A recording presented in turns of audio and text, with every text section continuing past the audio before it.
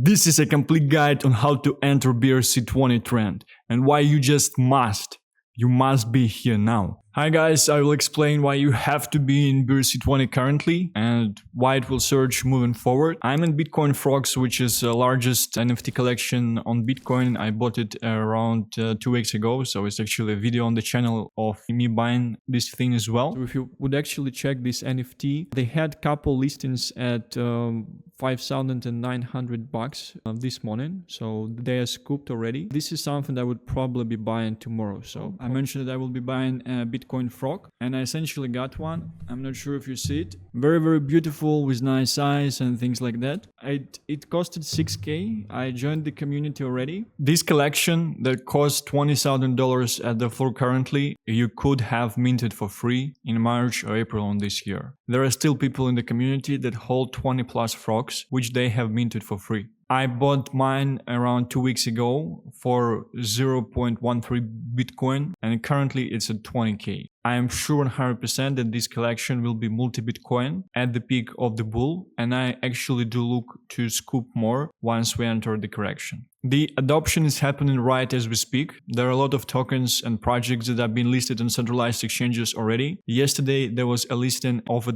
.com BRC20 project, which is kind of like a whole infinite infrastructure play, like a Uniswap of BRC20. There are a lot of people buying it out currently as a long-term hold for their portfolios. And from my end, I would probably be looking to enter once we will see a correction as well. For people that minted this token for free, because all of the BRC20 tokens, they're initially being minted for free, and then people just hold them. So usually when they're being listed on the exchange, it's a sell signal. So they're selling it out based on the retail essentially coming in. And here we see that it surged in price that once it got listed, which is huge. So I was telling yesterday about this collection on BTC as well. It was at around 0013. This is a very nice collection with very nice art with crazy volumes, and I think in 24 hours it just going up and up and up, and if you see, you would see buys like every 5 to 10 minutes, so it's very liquid. So it did it 2x in one day basically, and if you check the volume, it's being bought constantly,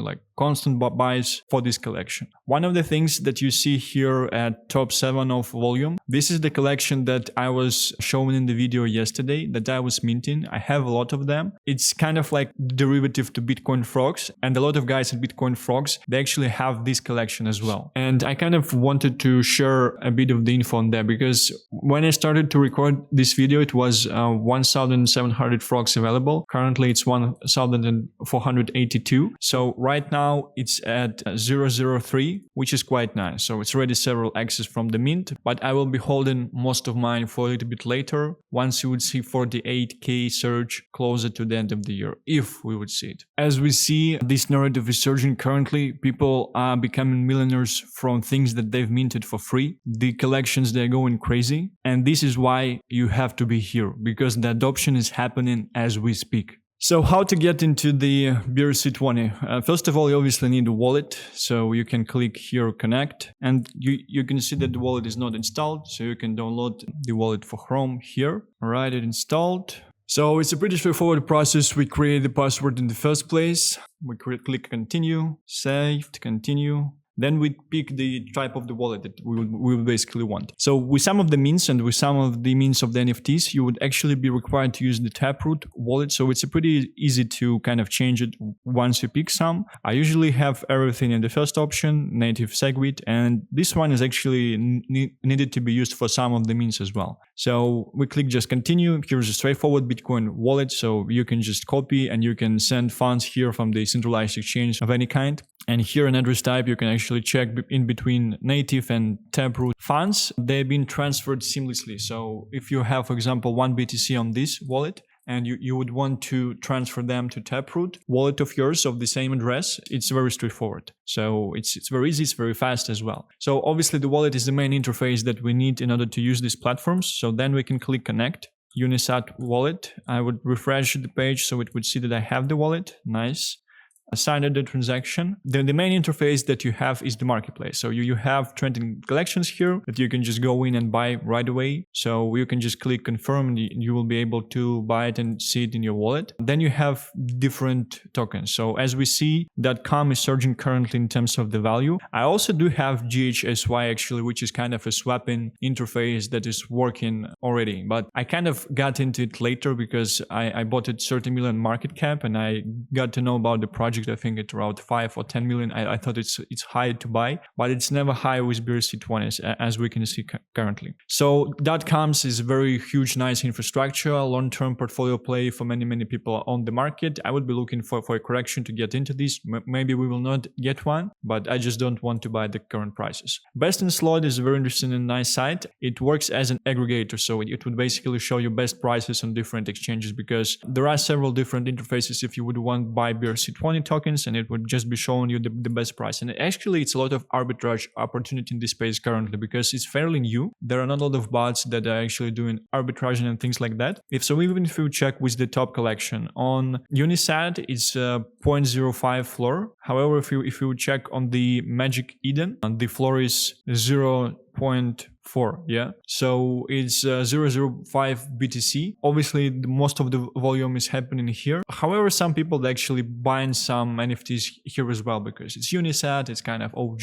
There is a very important thing on how to view the charts of BRC20 tokens because we can only make decisions based on the charts, and if you would check out default charts, they're a bit weird. So they're only showing the data from blockchain of Bitcoin, and yeah, it's kind of weird in terms of you need to actually see like where people bought which chunks of tokens. And if you would actually want to see like a default chart that is on most of the exchanges and things like that, a nice website for it, it's CoinRanking, and most of the BRC tokens, they would be here, and they essentially outlined in a shape of something that we are all used to. One of the interesting things is about BRC20. So basically you can imagine it as you are sending funds via Venmo, for example, and you have a field there like a note. This is the funds for rent, this is some type of debt that you are paying and things like that. So the interesting thing is BRC20s, they implemented in a way where basically in this field you are inputting the data that transfers into the NFT. And that's why most of the tokens here, they're being sold in chunks because these are NFTs and you can actually divide them into smaller chunks, but not a lot of people are doing that because it costs gas as well. So you would rarely find something that you're actually able to buy for $300. And it's kind of a nice entrance because it creates a threshold as well that people would only be able to buy or sell in larger chunks, but at the same time it blocks some liquidity because it's not like on Solana you can send like transactions here and there and things like that. And that's why once we see listings of these tokens on the exchanges, we usually expect a surge in value just because of the fact that there is more liquidity and people can buy for like $20, $50 and things like that. So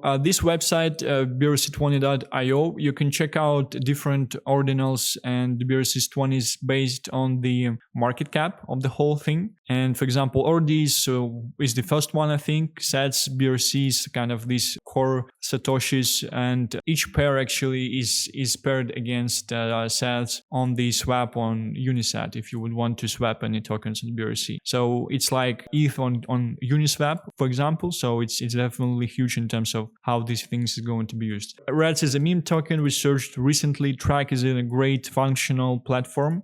.com is surging in value in terms of the track because it's actually functioning infrastructure product, and if you see the volume is 21 million in 24 hours, which is crazy. At the same time it sets and even more, it's 4 times more, which is very nice as well. Mice, yeah, and this is my GHSY. So I was buying in 30 million market cap, so it's close to 2x for me, but we will see. I like this project because it's functional, so it's real value. And actually I bought a lot of different kind of meme tokens about in terms of different ordinals and different blockchains, and they're not doing very well at this stage. So I'm kind of thinking on actually rebalancing these things into something functional because it's still very early, and I think I still can get like like nice valuation, especially if we will search to 48k in terms of BTC. And there are rumors that the price of this thing is already being tracked on Binance. So there are rumors that it can be listed on the Binance soon. So it might be a very, very nice play. And it's kind of like a Uniswap of BRC20, so it's great as well. The technology that was being used to integrate BRC20s and implement them on Bitcoin, it can actually be used on any type of proof of work and proof of stake blockchains. And that's why you probably saw a lot of things that are happening on Injective, on Zero, on different blockchains.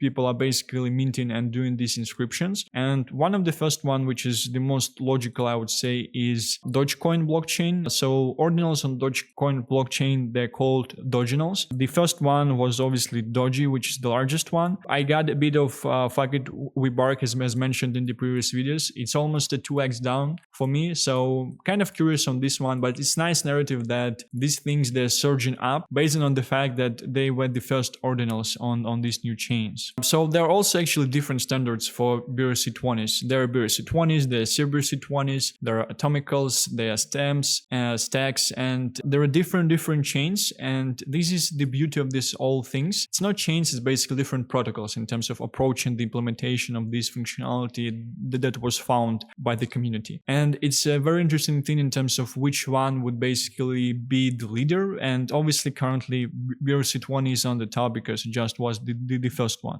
And there are atomicals as well, which have a separate wallet, so you can download the whole thing and use it as well. Realm is a meme token. Electron was something that was very, very hard to mine. Atom was obviously the first one. That's why it has 270 million market cap. There are stamps as well. The difference with stamps is that they cannot be removed from the blockchain despite of some things that might be happening with BRC20s. It's kind of surging up a bit as well. I think I got like $500 worth of SRC20. It's definitely not much. And I think UTXO is the one that surged recently a lot because I don't remember seeing it here. Some things about the Magic Eden. So it's a major NFT marketplace and you can see that there are a lot of collections connected with the BTC as well. So to basically see them, you just go on Magic Eden and you click Bitcoin and you would be able to see most of them. Not frogs surging nicely in terms of the volumes and things like that. And there is also an OG marketplace called OrdinalsWallet. There is a separate protocol implemented there, which is TapGip, which you won't find on different exchanges as well. GIP is basically one of the projects on the protocol. I think it's a Memecoin as well. And Tap is just a different standard. So it's a different protocol. And it's similar to all the different protocols that we have, like Atomical, CBRC20, Stamps, Stacks, and things like that. Tab Dirk, I actually was checking out this product yesterday. It's a first MMORPG on Bitcoin. And currently, if you're stacking.com, you actually get in these tokens as well. So that was the reason of why I was checking it out in the first place. I didn't buy it because the market cap was 50 million, but just by seeing the volumes at top 9, I can assume that it's surging up in volume currently as well. So this is it. Let me know if you have any questions. It's a very straightforward and quick guide to get into BRC20s. As a final thing, you should probably get into some communities and be around people that were here from spring of this year. That's the best way to learn. And if you can actually join spaces and ask some questions on spaces or get to know some people who are in this thing for a while, which you can communicate and talk to, that would be obviously the fastest learning curve in terms of getting into the whole thing. Thank you. See you in the next one. Video just ended, but I decided to record additional thing about BitcoinFrogs. So here's the Discord. That there are general channels for non-holders and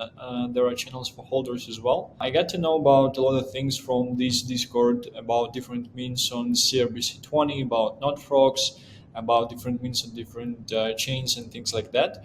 So it's quite beneficial to be in the community like that, and it's quite interesting because you basically get exposure to everything that is happening if you're actively lurking on the Discord at least.